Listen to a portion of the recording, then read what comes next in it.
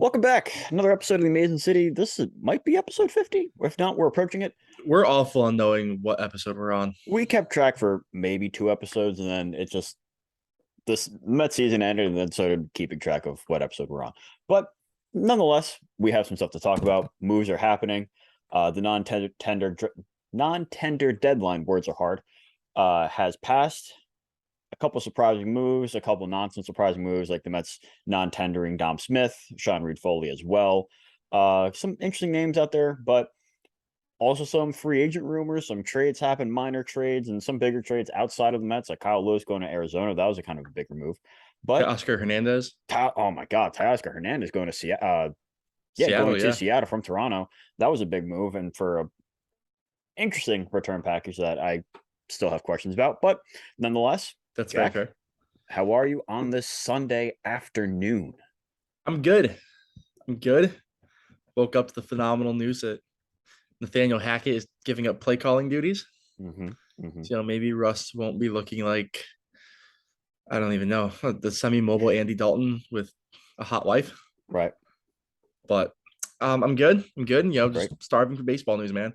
Yeah. We're getting bits and pieces here and there. We've got some front office news, a couple minor trades, some interesting waiver claims. We've definitely got rumors. We've got rumors abundant. Yeah. It's like We it's not got even Thanksgiving, and I'm already sitting here thinking to myself, wow, I miss baseball. I miss sitting down on my couch or at work for 3+ hours a day watching Mets or really just any sort of professional baseball, man. I don't know if it's a sickness, I don't know what I have, but I miss baseball. So I'm glad that there are some actual significant rumors coming out there that are starting to be a little bit more credible. We're seeing the deGrom market kind of set itself. We're seeing Verlander's market, Kodai Senga's market kind of setting. A lot of interesting stuff going on. So I guess we should probably start with well, you know the what we can big start one. with? Just get a quick one out there. The Mets are Yeah. playing World Baseball Classic teams in spring training. We Yeah. forgot to mention this. With the World Yeah, Baseball they are. Classic coming around the corner, you get Mets play Team Nicaragua on the 8th and Team Venezuela on the 9th. Okay. And starting at second base for Team Venezuela is expected to be Andres Jimenez Love that. with Miggy at first. I believe Jose Quintana is the ace of that team. Or is he Team Panama? I I remember Team Something I USA probably should knocked him. know, but I couldn't I tell you. remember he maybe messed up Team USA the year they won gold. Mm. Remember that? I believe it's Tom's a 6 free years ago agent, now. right? Yes, Yeah. yes, yes, yes. He probably Another earned interesting himself some name, good money. probably. Yeah. News. We got some. News. We've News. been, We we've been got some. desperate for it. We got some. We got some. Do you want to do the non-tenders? You want to talk to Grom? You want to talk free agents? You want to talk front office? Where do you want to start? I'll defer to you here. Oh, so Trying like to we're find the both ways wearing they college things. You for the school that you're going to. I'm just wearing a random shirt that I I don't have. even go here, don't worry. You don't even go there. That's right. Um I think we can what's the best way to have all these things flow into each other? Start with the guys who declined the QO. Obviously they all did. Sure. With the Um exception of Jock Peterson, duh, and and Martin the Perez. Martin Perez one was interesting. I think I would have declined with what the Red Sox are going for with Evaldi. Okay. Decline and try and work out a multi-year deal right away. Tyler Anderson declines his and signs elsewhere. Mm-hmm. Which I have so many questions about what the hell the Angels are doing. This is now 2 years in a row. You're giving up a decent draft pick for mediocre starting pitching, but to each their But own. like, listen, I at least give them credit for trying to address the pitching finally after so many They years of just ignoring it and they just throwing try, a but they just butt ton of try in the money at wrong bats. ways.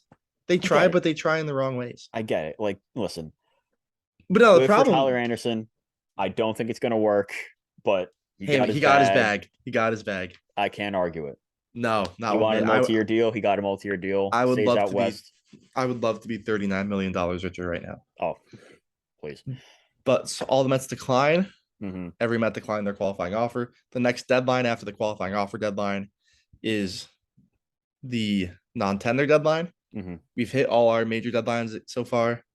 We've even gotten to the adding guys to the 40-man roster deadline. I think every major deadline we've hit. We hit the option deadline, QO deadline, 40-man deadline. The Mets added no one. Only notable exposure in the draft would be that has a chance to be taken would be Jake Mangum. I don't think anyone takes him.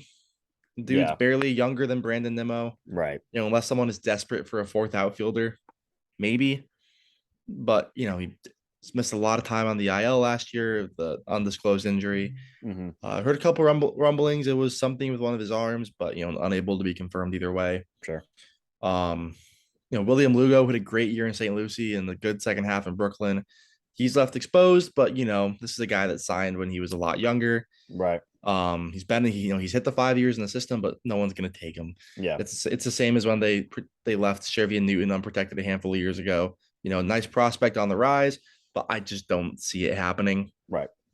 But now we're at the point we just passed a non-tender deadline. The Mets are letting Dom Smith and Sean Reed-Foley go.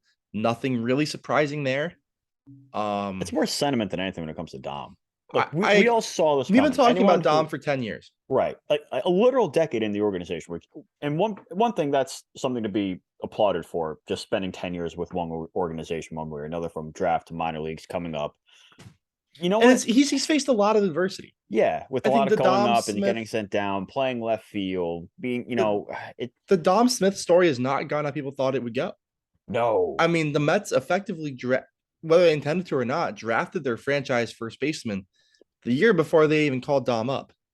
Right. Whether they intended to or not, whether they thought Pete was just going to be an organizational filler, an interesting bat they could flip for someone, some sort of project, whatever.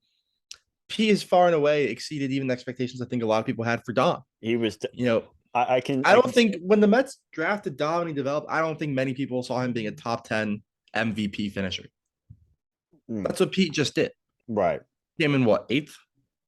Seventh? Yes. He finished eighth, Lindor ninth, and then McNeil, Diaz, and Marte closer to the bottom. Surprised Nimmo didn't place, but that's an excellent point. But we can get into that later. Right. But it hasn't been easy for Dom. He's had a couple just brutal years. He had the whole notions on him being lazy, out of shape. Yeah. Not wanting to work out. He basically got like the treatment Matt Harvey was getting at the end. Right. At the end of Harvey's tenure, that treatment quickly just shifted onto Dom. They asked him to start playing left field. And it was brutal. I think one of the most embarrassing Mets moments in that pocket of time from like beginning of 2017, basically from when Syndergaard blows out his lat, right, through probably opening day this year, the day they signed Scherzer, which is when you knew they were business and those days were over. And that 5 or 6 year window, one of the most embarrassing Mets moments is Dom and Rosario colliding in shallow left, and the ball drops, and the Giants take the lead and eventually win the game. That's right up there with Anthony Rendon. That's gonna be the last out, right? Yeah, that's right up. I mean, in my opinion, that's right up there with Jose Reyes pitching against the Nationals. Rendon, I think, putting up 11, 12 RBIs, 14 maybe on that, something crazy. Ridiculous, yeah. I think ended up being the single game record. I mean, they have just some brutal 8-run lead in the 9th inning against the Nationals. The fucking Kurt Suzuki home run. Yeah, they've had just brutal moments, and we're just talking on the field. Right. We're not even talking like the dildo in Kevin Plawecki's locker, and Matt Harvey being more obsessed with Julian Edelman's girlfriend than his game, and Cespedes being chased down by a boar and breaking his ankle. Cespedes disappearing. Cespedes disappeared in 2020. Cespedes and then being picked off first for the last out of a World Series. Cespedes dropping a fly ball in the first pitch of the World Series. A lot has been Cespedes. For good, bad, or indifferent, a lot has been Cespedes. But even just you're looking at even in 2021, the raccoon incident. It's just how brutal McNeil was, how brutal Conforto was, how brutal Lindor was. Pete, getting off to a slow start and struggling at times. The whole team being put on the IL. Everything Mickey Callaway ever did. Right. You have Callaway, you have Porter, you have Scott, Brody. You have Alderson, you have Brody, you have Bryn Alderson, suddenly being the highest ranking decision maker right under his own dad. It's been a lot of brutality trading for the Wilpon son-in-law. Or there has just been son's roommate or some shit. It's there's Jason Vargas wanting to beat the shit out of our friend Tim Healy. It's it's disappointing. We're doing all this off the top of our heads. Yeah. Not looking at a piece of paper, not looking at a sheet or a graph or a presentation. These are all from memory within the last 5 years with this God-forsaken franchise. But I think when you're looking at it, your supposed star first baseman turned into left fielder colliding with your supposed star shortstop who's in the middle of becoming a bust, really, compared to his expectations. Sure. Them colliding and dropping the last out and letting the Giants win that game is, I think that's right up there with all the on the field incidents. Yeah. That's right. We didn't even mention Brody throwing a chair. That's right up there. I mean, in all honesty, that is right up there. Sure. So I think you have to. I think in terms of on the field and everything surrounding the teams, I look at Dom the same way I think you look at the early years of Murphy. Really, essentially, David Wright's the back end of his peak. Okay. These are guys who were able to perform at decent levels. Yeah. Some obviously higher than others, despite just how bad and pitiful that team was. Yeah. Those are some pitiful teams, and Dom still put up some decent years. He had a good 2019, a great 2020. Yeah, great 2020. He had a good start to 21 before he tailed off right after the series at Yankee Stadium. Yeah, it seemed like his career was back on an upward trajectory, and then just fell off. And this year, he just wasn't able to consistently figure it out. You go a year and a half without hitting a homer. Right, and I hope he figures it out. I hope he gets it right. I hope he goes somewhere and he gets it done. I just think Dom's one of those guys, like, you can't wish for anything but the best. I mean, obviously, we don't want to wish the poorly on former players. Sure. But Dom's just one of those dudes. Yeah, especially because, like, we've seen how his story has kind of, like you said, kind of teetered back and forth. Good, bad, good, bad, good, bad. Nothing bad, in terms of him being off faced the field. So much right off the field adversity. Yeah, and he's a fan favorite with the whole thing with. Then you even they almost trade him last year. Yeah, he almost gets shipped out of town in the Hosmer trade. Yeah, he loved it here. He loved the fans. He loved the city. He loved the team. Oh, I mean, the image of him scootering on the field after, I think, Conforto's walk off against the Nationals or JD's walk off. Yeah. Yeah, but really standing up, chanting "Let's go, Matt!" Like, dude, like he's a great guy. He's like someone you want in your locker room.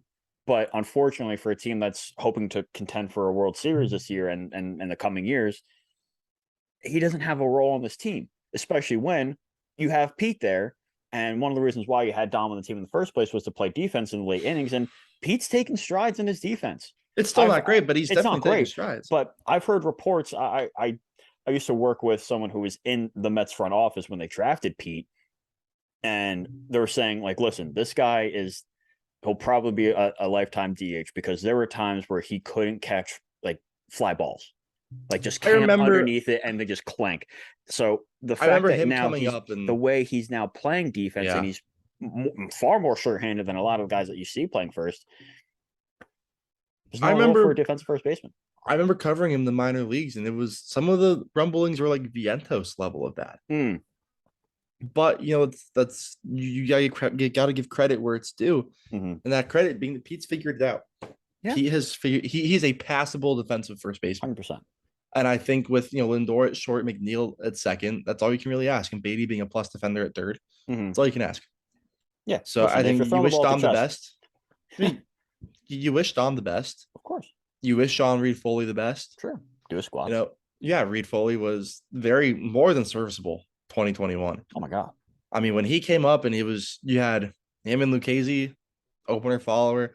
That was in the three best arms in the Mets bullpen were Drew Smith, Sean Reed Foley, and fucking Robert Gesellman. Yeah.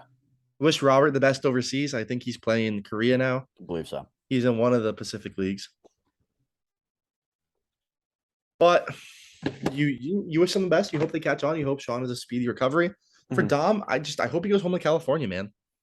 It seems to be where he wants to be. People are saying it's where he wants to be.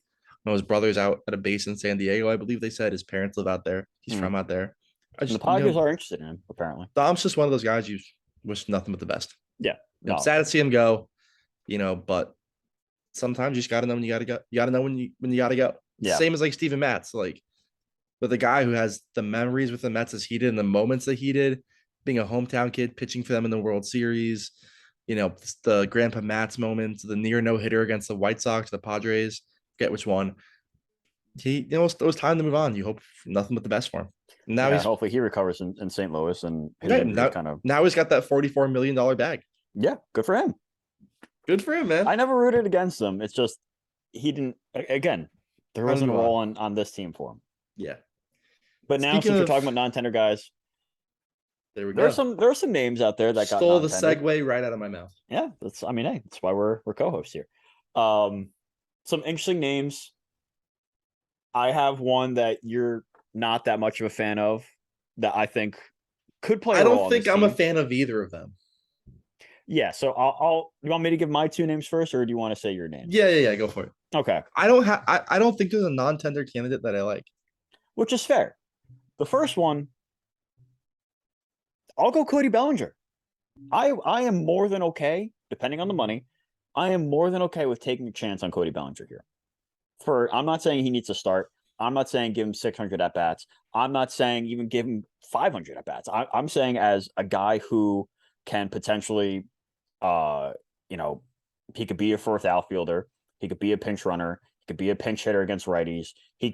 Listen, say what you want about him. I get it. He has been saying he's been bad the last couple of years doesn't even do it justice. After the 2020 World Series, where he just messed up his shoulder entirely, he's been a different type of player, and he's been a different type of bad. And I But think last year, people underestimate how much that shoulder injury messed him up. right, with the swing It's that not he like he had, just fell off a cliff.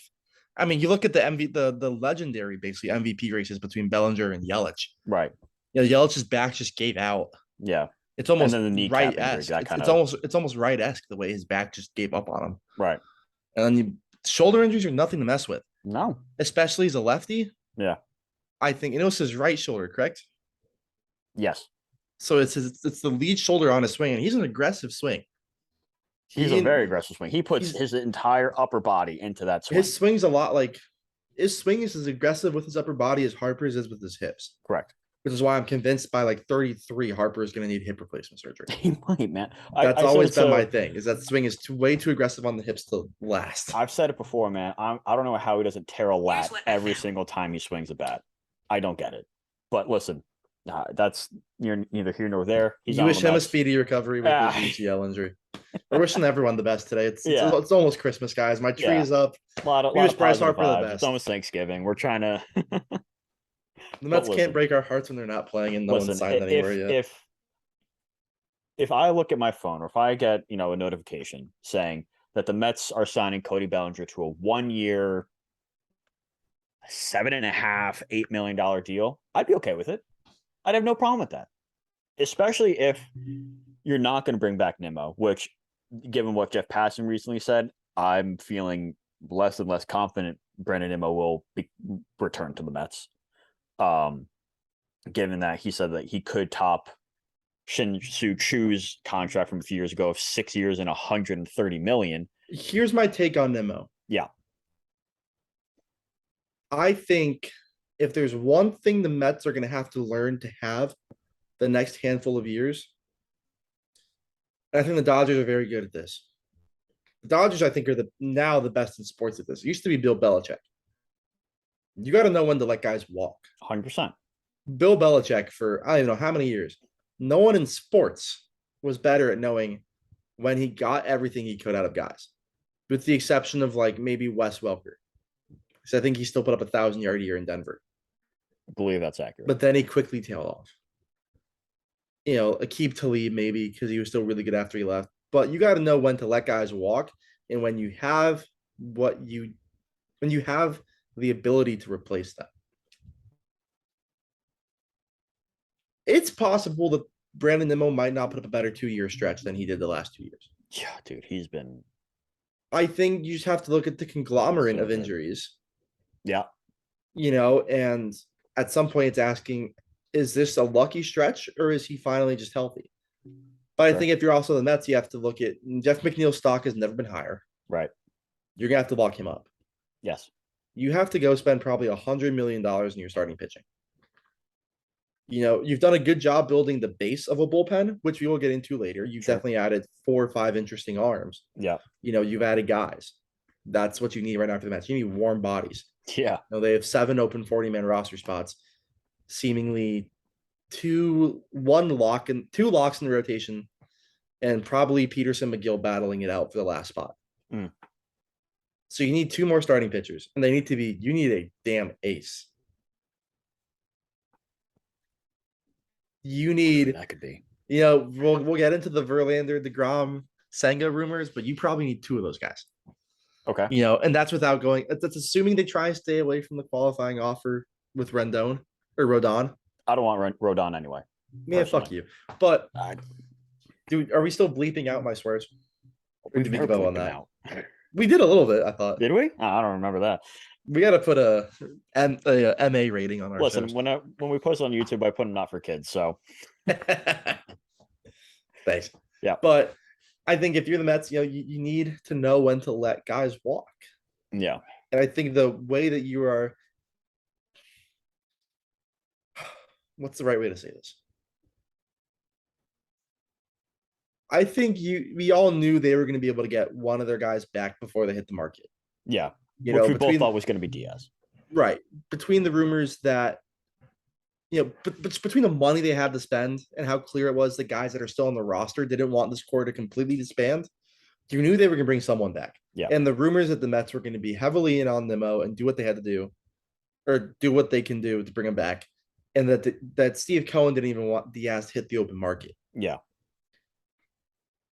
I think that the Mets picked Diaz over Nimmo because I think the fair. Mets are more confident that over the next 3 years they can replace the value of Nimmo easier than they can replace the value of Diaz. Because I think you'll be hard pressed to find another reliever who can put up a mid-2 F4 season, be as nails as he was. K per 9, with, damn near 18. Right. The strikeout percentages, the lack of walks, the lack of homers, and an elite 2-pitch combo. I think there's maybe one other guy in this league that can sniff it. But I think that guy is on a perennial NL Central champion team for the next 5 years. In Helsley. Mm-hmm. I thought you were going AL Central there, but Hendricks? Class A. True. Yeah. I'd throw Class A in there too. Yeah. I So trust there's Class A two more guys. than Helsley because I But think still, I need to see more of Helsley, but I don't disagree. Those two teams, those guys aren't getting rid of those guys. No. Those two teams aren't getting rid of those guys. Right. So I think you'll have a better time, a better chance to be able to replicate the value of Nimmo than you will the value of Diaz. Because I think if we're looking at the Mets team last year, I think they are in the Padres Phillies realm with a mediocre closer. Okay. I think the 2019 team is a 90 to 95 win team with a good closer. If you put last year's Edwin Diaz on the 2019 team, they win the NL East. They win the wild card. The Nationals don't even make the playoffs. They backdoored in as a 5th spot, right? Or is that Milwaukee? No, they backdoored. Well, no, they were because they had the wild card at home. Right, because remember Grisham let the ball grow to his glove at home. But I think you've just seen how valuable. But either way, I think that holds true.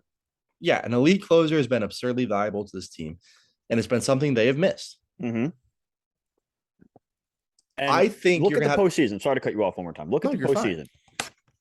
The two things that won in October: hitting the long ball and shut down bullpens. If you give up more home runs, you're going to lose. If you hit more home runs, you're going to win, obviously. But the way that the Astros won the World Series is by using their starters effectively, having a top-notch rotation, and then you follow that up with hitting a shit ton of home runs.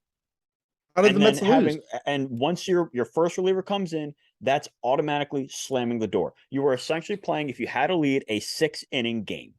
The Mets lost that game. The Mets lost game 1 because they could not keep the Padres in the yard. Right. And not even just hitting homers, hitting for power. Yeah, Scherzer gave up, 6 extra base hits that game? They were getting just... Everything was... They were just drowning in extra base hits. Yeah.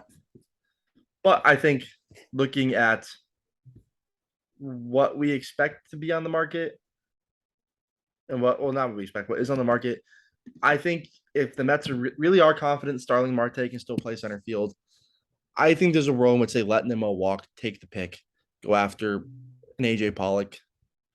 Maybe it is a Cody Bellinger. I would say Jock Peterson, but he accepted his qualifying offer. Yeah. I was looking at the names out there. You have Mitch Haniger. Man, the outfielders on the market are so thin. This is why I was so...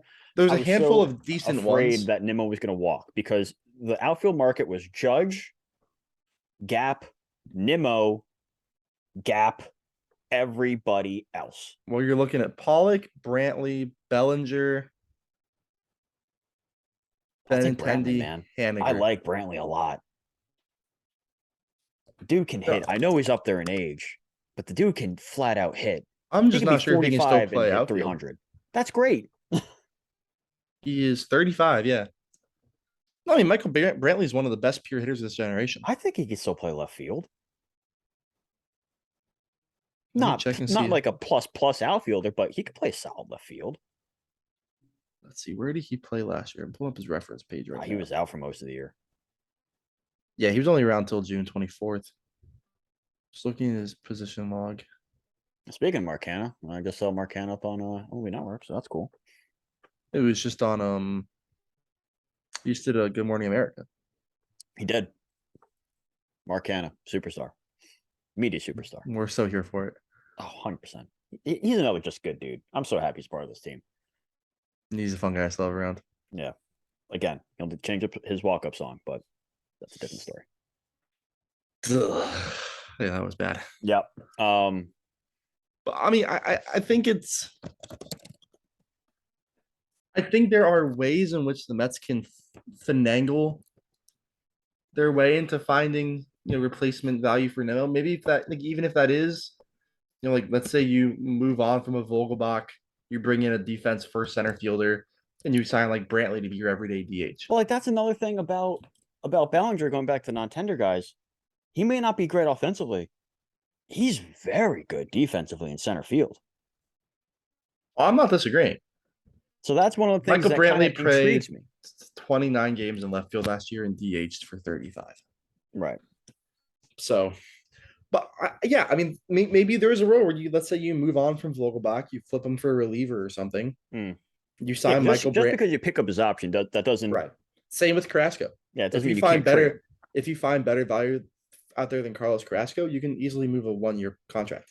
Vogelbach's a cheap, affordable guy you can easily move. So maybe let's say you go out, you get, a Bellinger. You trade for a Harrison Bader off the Yankees. Okay. You find one of these defense first center fielders. Adam Engel's out there. Adam Engel. One of the best center fielders in the game. Kevin Kiermaier. Yeah, let's say hypothetically you plug Kevin Kiermaier in a center fielder. He's now your everyday center fielder. You sign Michael Brantley to be your DH. He can still perform. He can still hit. He had a 125 OPS plus last year. He can Duke can still hit. Yeah. In this stance, let's say then Nimmo walks. Right. I think you'd argue that's a lateral move. You could. Do you get better? No. But you're not getting worse. No. But that brings me to my next point.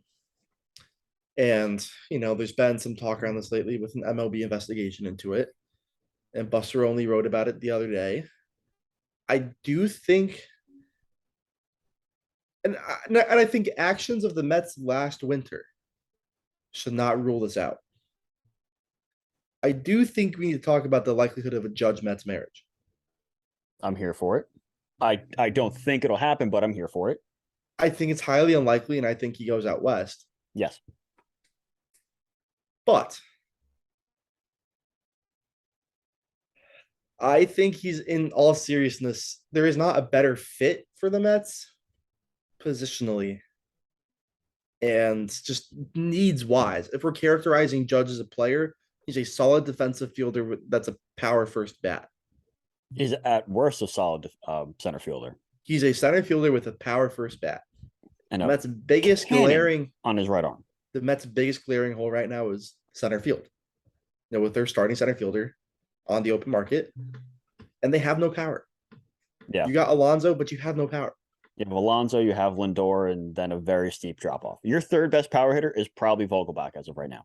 Right. You need some pop. Maybe Alvarez, but you don't know if he's starting. You don't know for sure he's starting the year because we have not heard anything about the Mets moving on from a catcher. But I think you have to entertain the idea, especially if the Mets decide, let's say that they'll go cheap in their rotation. But if, let's say the Mets, let's say they bring deGrom back But instead, they go out instead of getting like a legit number three, they go with like a 4 or a 5. Okay. Let's say you go get like a Chad Cool to round out your rotation. Right. Or you just go again with the assumption of bring deGrom back. Just go deGrom, Scherzer, Carrasco, Peterson, McGill. Right. Which And you even trade then, for depth pieces. not the worst No, five. it's not a good 5. Right. The steep drop off will hurt. Maybe you can go like a Ryan Yarborough who got DFA'd. There's guys out there. Yeah. So you have these guys. Let's say it's your rotation. You still have money to spend. Right. I mean, of the guys the Mets brought in recently on the relievers, I assume at least one of them will make the bullpen. Yeah. Of So the relievers, let's talk about something real quick. Let's just assume let's go nuts. Get crazy. We fast forward to whenever opening day is. If your offseason is re-signing Diaz, re-signing deGrom, picking up the options on Vogelbach and Carrasco, trade for Eliezer Hernandez, Jeff Brigham, and you sign Aaron Judge. Are you satisfied with that offseason? is this assuming they bring in no relievers? I'm saying the moves they've made now, Plus Aaron Judge. plus Aaron Judge and deGrom. I say no. Okay. Because that bullpen is going to average 6 runs given up per 9 innings. Okay. Because if your bullpen is Edwin Diaz, Drew Smith, Well, that's an Steven elite Ridings, 8-9, so sure, Steven Ridings, Alex Woods, Brigham and Hernandez, Montes de Oca, and Jose Budo, basically, or Joey Lucchesi, right. and your 3, 4, 5, or Carrasco, Peterson, McGill. Right. I think you're banking on Jeremy Hefner and Eric Jaggers having an ear to God. I'm convinced they do. I think Hefner is very good. I Right. think Jaggers is very good. And I think this Right. might be a 1-2 combo that can be leading the Mets pitching development for years to come. That being said, that type of bullpen is something you expect out of Tampa. Right. Except Tampa would have like 7 or 8 of those guys and not like 3 or 4. Sure. So no, I would not be, because I would almost rather them miss on Judge and bring in 3, 4, 5 solid relievers. Right. And that's why I don't think Judge is happening. Well, because in theory, if the Mets are in on deGrom, in on Senga, and they know they have to build a whole bullpen and bring back Nimmo, they can probably add $100 million in payroll this year. Right. And Because still deGrom, I think they'd still be under the 300 if I'm not mistaken. I don't know where they're at. I am not sure. I have no idea. Or frankly, I don't care. Yeah, that's fair. Go But, over it for all I care. I like shit. I definitely think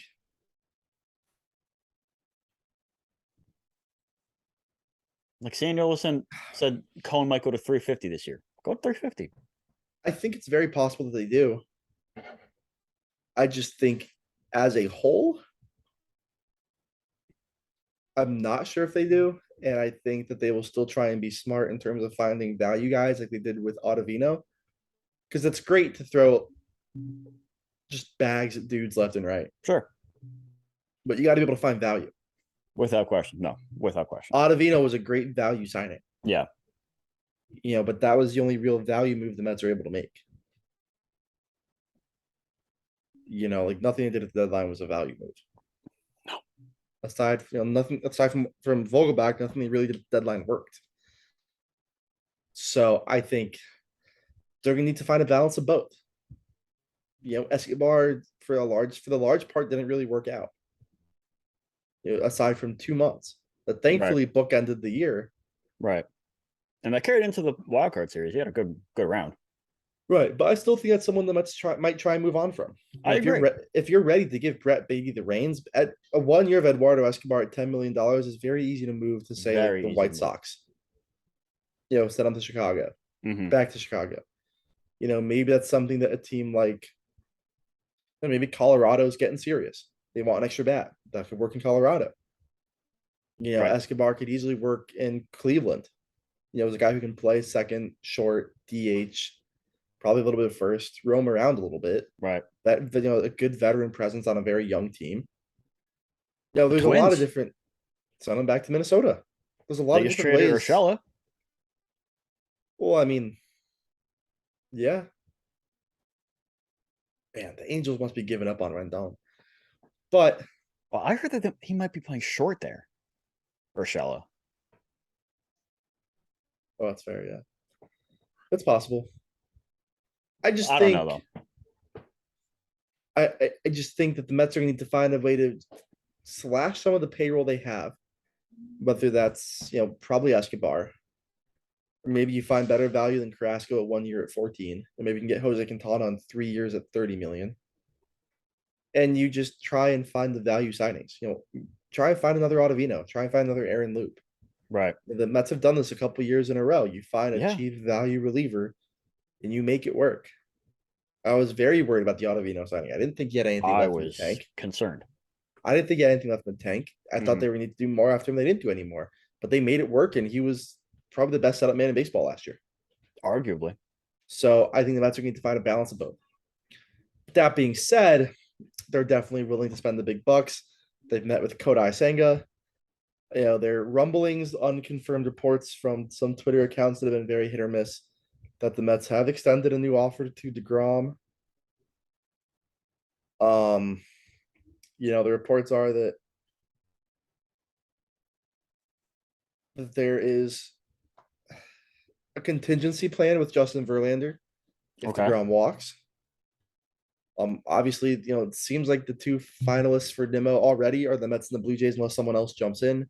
Maybe the Yankees if they lose out on Judge, maybe the Dodgers if they lose out on Judge. Mariners. But it seems like right. But it seems like that's something that's a market the Mets want to. I'm not sure Seattle so much anymore since they have like 4 part-time outfielders and now Teoscar Fernandez. Well, they're going to trade Winker. They're not going to re-sign Haniger. Now they're going to trade Winker. But they have Winker, Hernandez, Haggerty, who was great last year. Sure, but he's a utility guy, and you gotta get him at bats. That infield's pretty full already. To use your term, I have on very solid ground. Jesse Winker will not be a Mariner next year. I don't know. I think you're gonna have to. He's the best platoon man in baseball, but he is the most drastic platoon guy in baseball. He's an MVP against righties.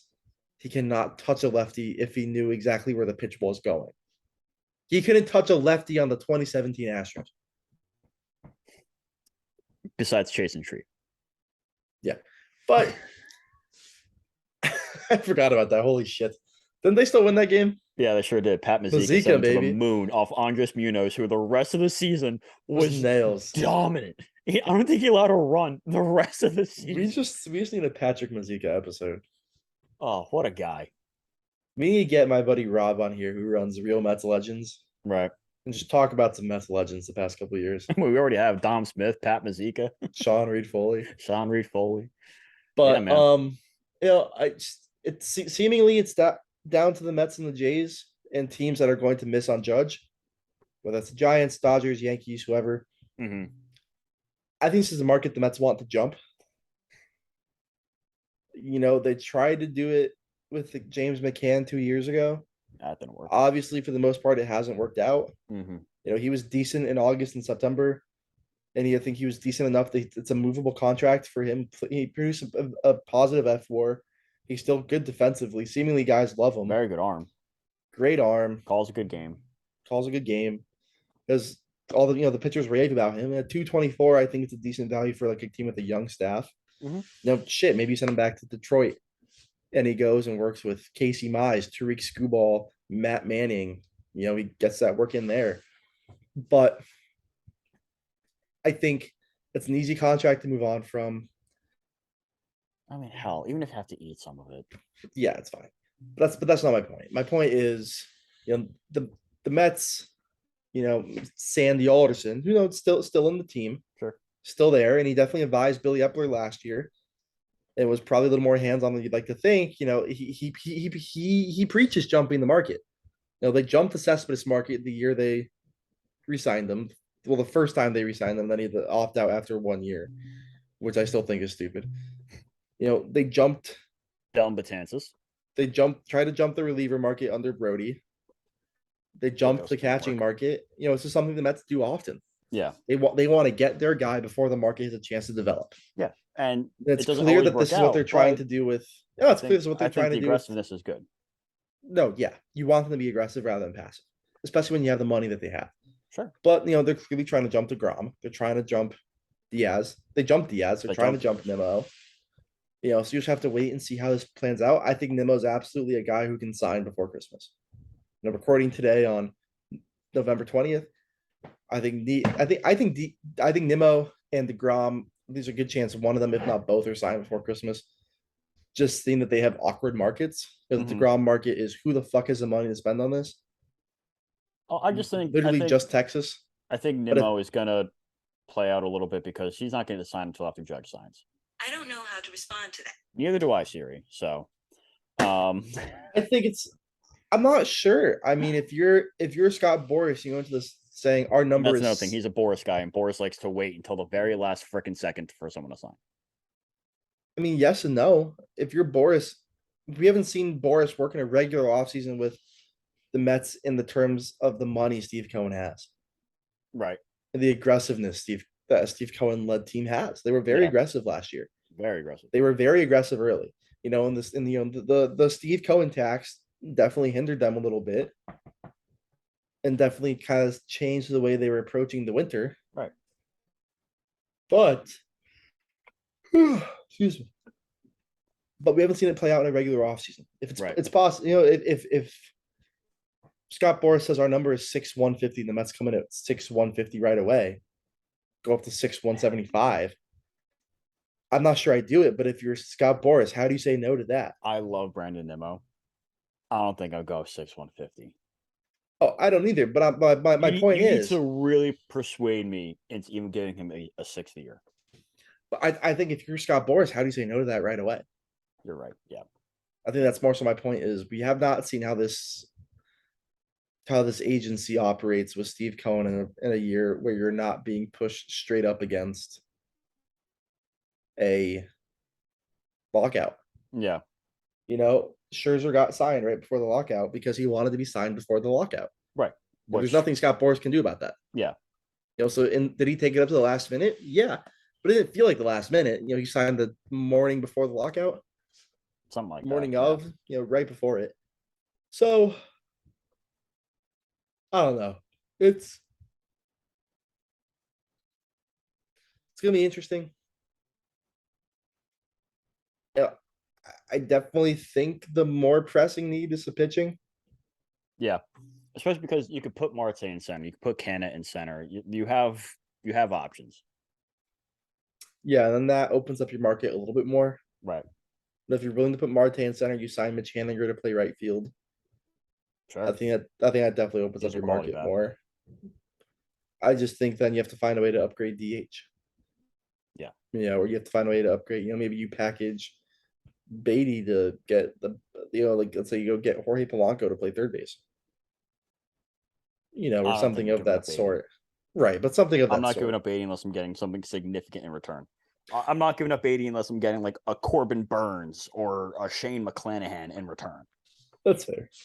I'm not exactly as high on Beatty as the rest. But they're gonna have to let him play or ship him out. Right. No, there's no sense in letting him just sit. Right. Or sending him back to Syracuse. There's no point. No point. Especially for a guy like Eduardo Escobar. Yeah. Yeah, you trade Escobar, you trade McCann, you can shed 20 plus million off the payroll, and that gets them big done. That's probably Senga money. That could be Senga money. That could be what seals in deGrom. That could be, I'm not going to say Judge. 3 relievers. That could be 3 relievers. That could be I'm so terrified of this guy's arm falling off every year, but that could be Carlos Rodon. That could be a bunch of different things.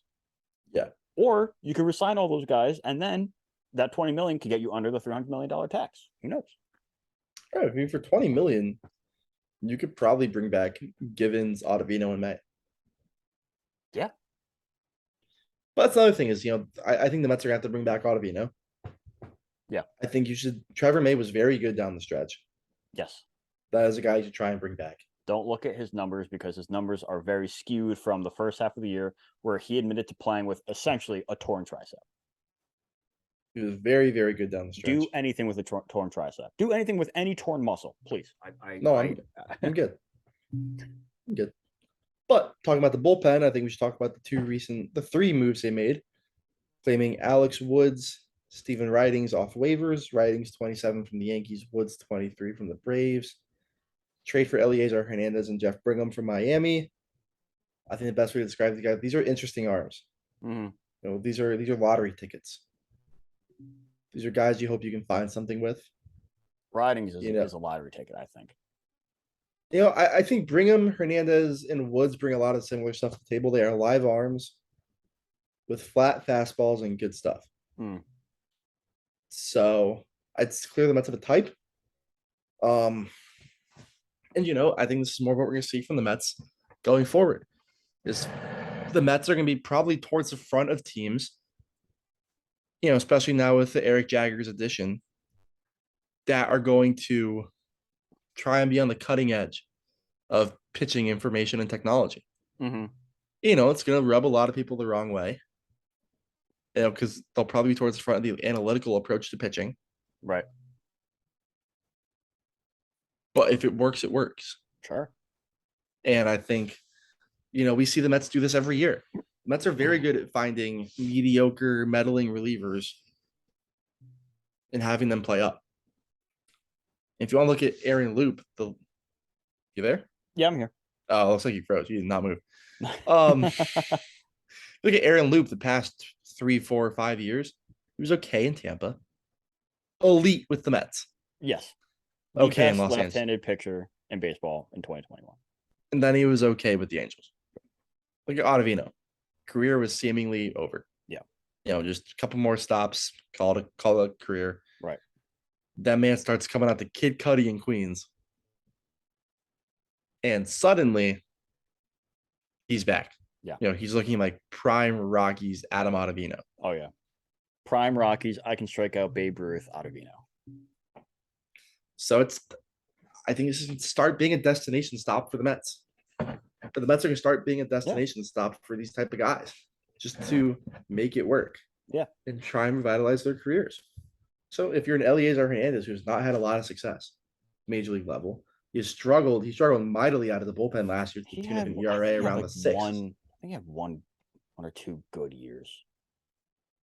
It is not translated into sustained major league success. No, sure. Like you'd hope it would. So this is going to be a spot where you think the Mets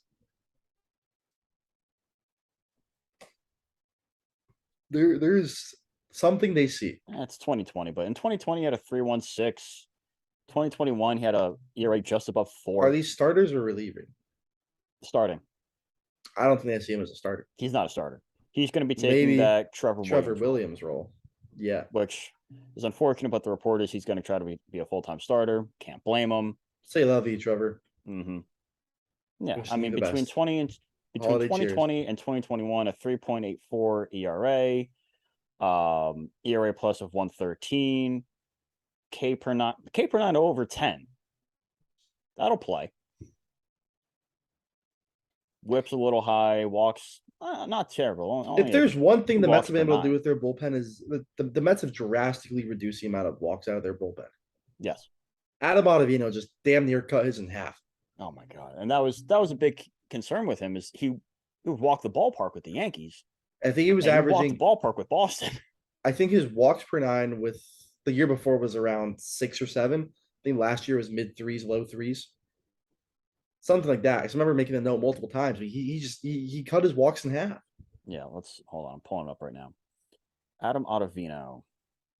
Last year was a 2.2 walks per 9.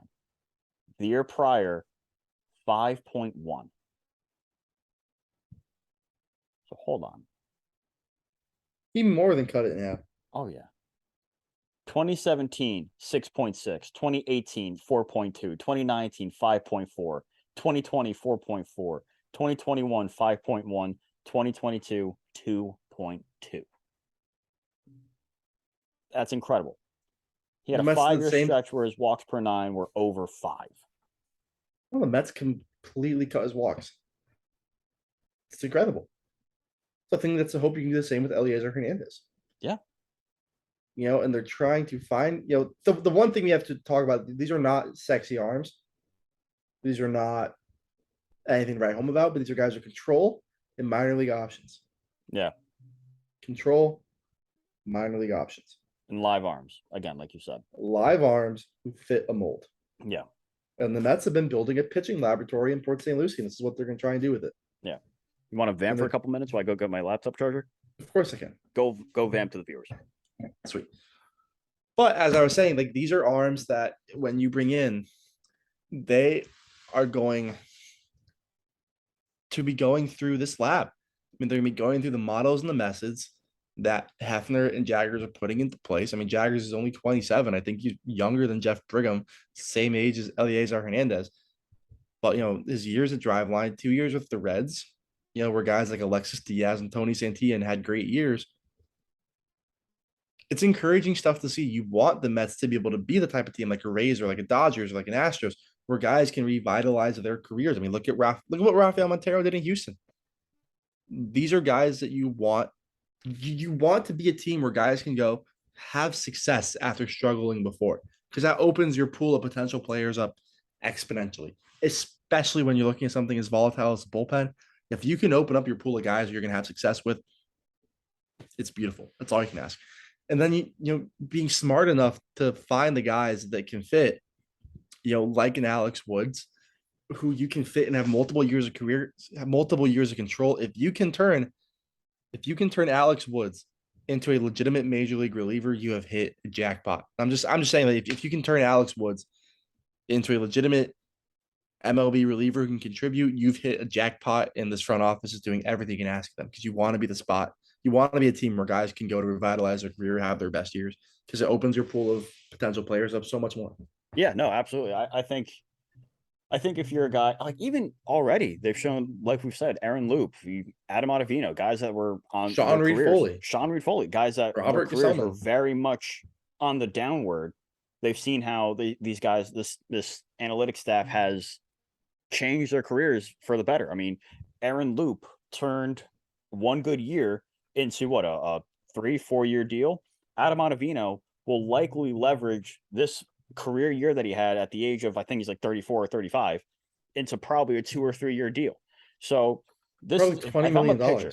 If I'm a pitcher, right, and I see that my stuff isn't there, I used to have an electric slider, now it's kind of flattened out, I'm giving up a lot of home runs, I can't find the strike zone, and teams are kind of giving up on me, and there's not a whole lot of interest. If I see the Mets are interested in me, I'm seriously considering that, because I could see how they've changed the careers of a couple guys just in the last couple of years, just since they've changed the way they look at analytics, the way they look at the pitching mechanics and the analytics there.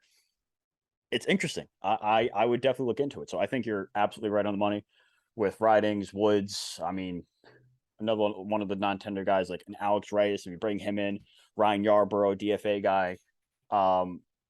There are some names out there that I think the Mets should consider, and I think should consider the Mets. I completely agree. Well, I think as we talk about the front office being able to shape these guys and being a destination spot, I think we should talk about the recent front office moves as a whole. Sure.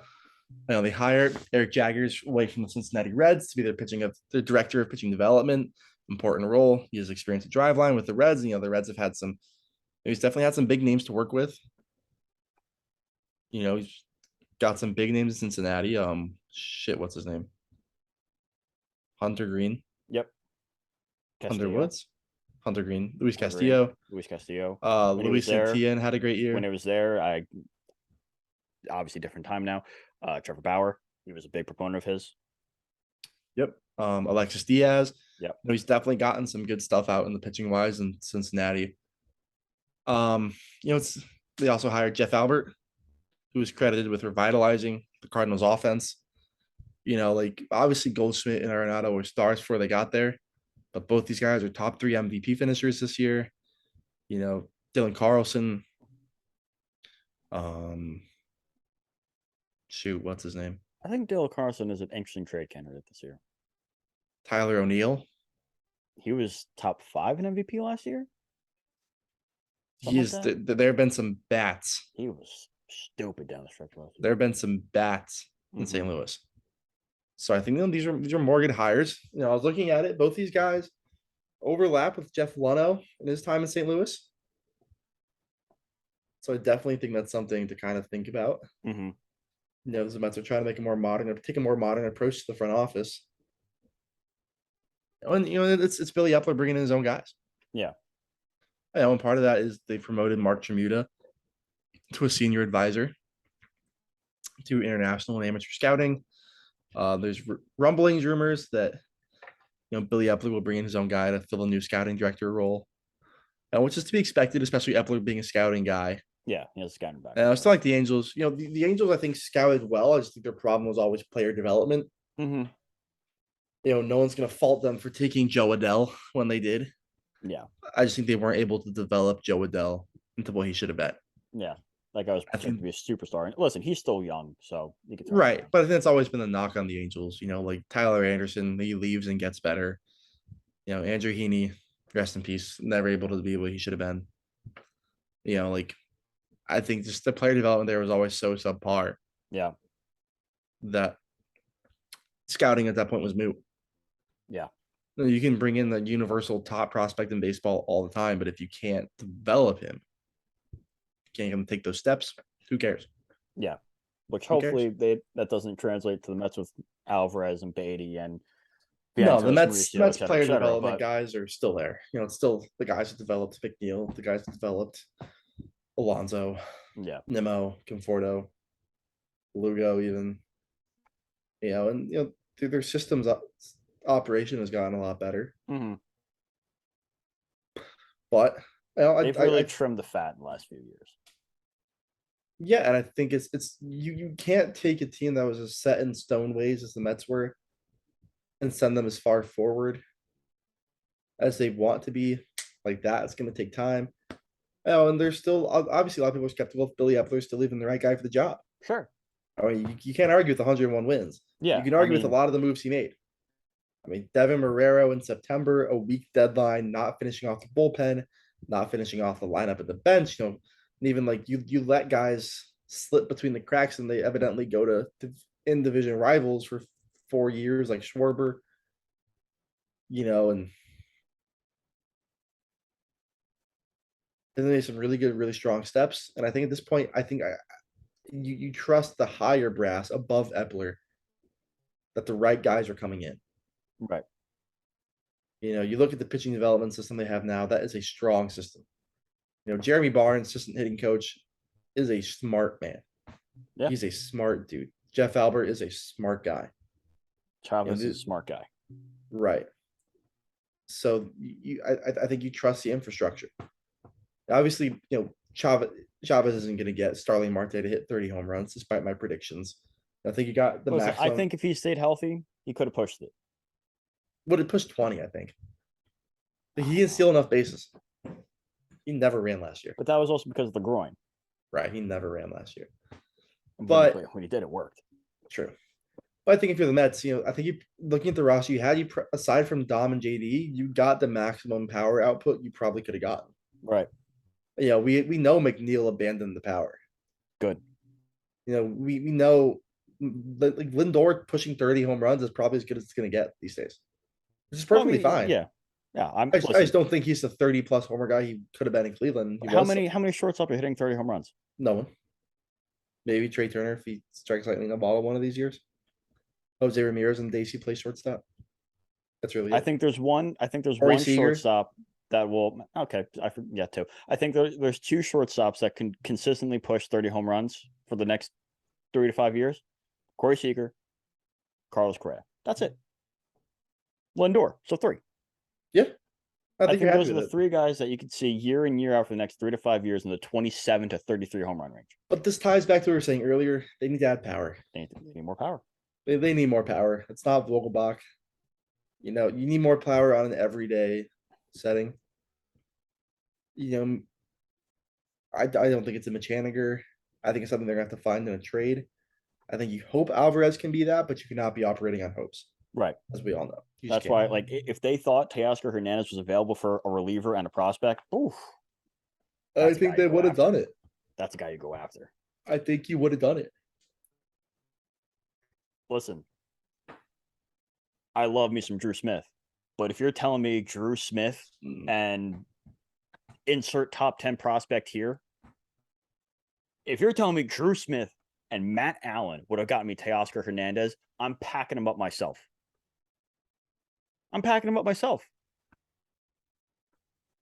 For Teoscar Hernandez is, when healthy, 35 homers, a great arm in right, good glove, going to drive in 110.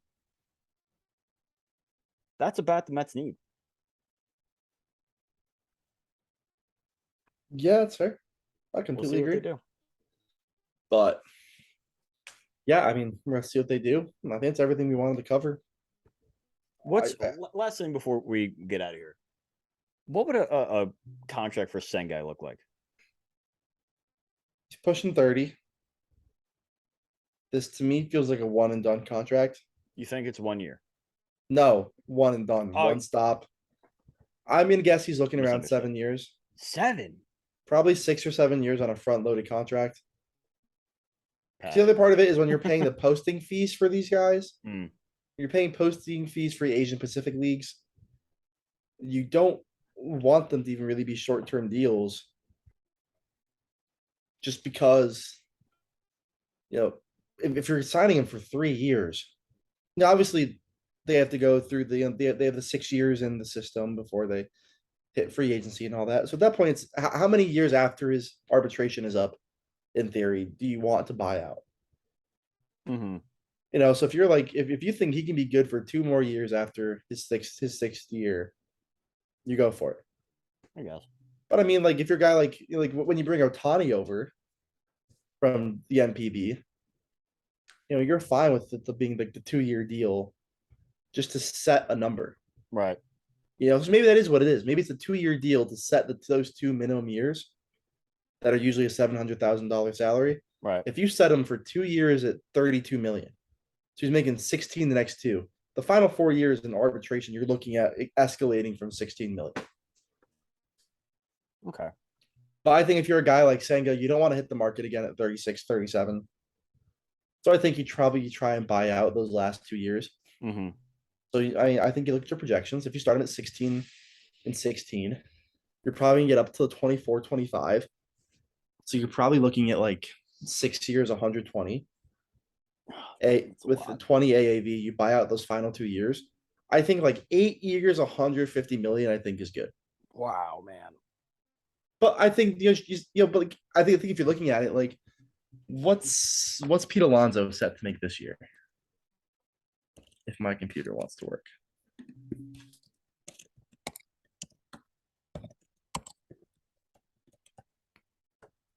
Let's see. Pete Alonso. So last year he made 7.5. 7.5. Estimate of 12.4. Right. Estimate 12.4 next year. That'll escalate to probably 15 or 16. Probably make 20 his last year on the team. Before the extension. He's getting extended. Right. But just looking at it in terms of the money he's made.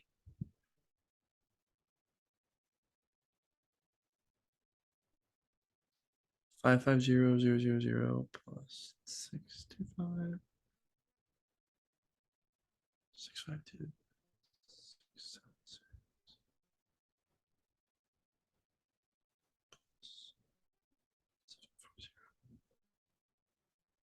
So the estimate for next year is 12.5. Yeah. We'll call it 15.5. Or just 15 for that year and then 20. That'd be $56 million over 7 years.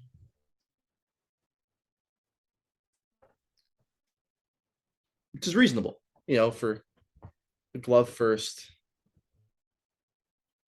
defensive, but a glove first, or sorry, bat first defensive, somewhat liability first baseman. So, it's a 6 year, $56 million deal that's incredibly back ended. I think if the Mets are able to bring in Senga, I think you're looking at a front-loaded deal to buy out all his arbitration years and a couple years after. 8 years is a lot, though.